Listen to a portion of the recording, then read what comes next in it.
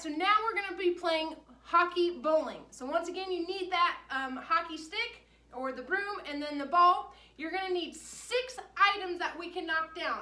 So I'm just going to show you a couple different items that I found around my house. I have a Pringles can empty. You could use a water bottle, or you could use the inside of the paper or the paper towel, or the inside of your toilet paper.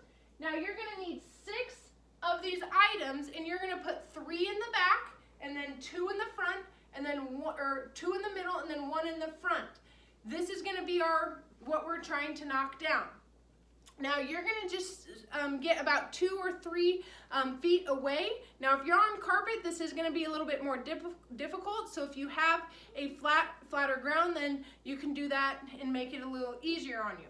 Now I'm going to be attaching your scorecard, and we're going to be doing 4 different games.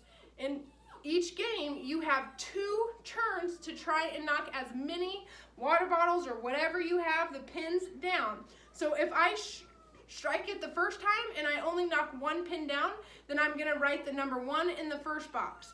Then if I strike it again, I'm going to keep that pin down, and then I strike it again, and let's say I only get 2 this time. So if I knock 2 down, then I'm going to add my total. So the total for that game would be 3 points. So I'm going to demonstrate. Once again, I've got my softball. I'm going to come a couple feet away.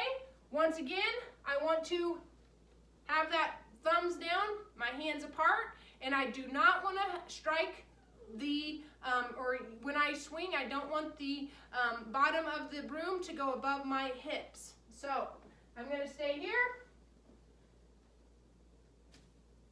Okay, if you miss, you don't get any points. So that score would be 0. I'm going to come again. And, all right, so it looks like I've got 2. I knocked 2 down, so my first score would be a 0, and then my second score would be 2 pins. So I'm going to reset up my pins that knocked down, and now I'm going to move on to my next game. We're going to be playing 4 different games, but just make sure that you're practicing, and once again, using the equipment or anything that you have around the house that you can knock down.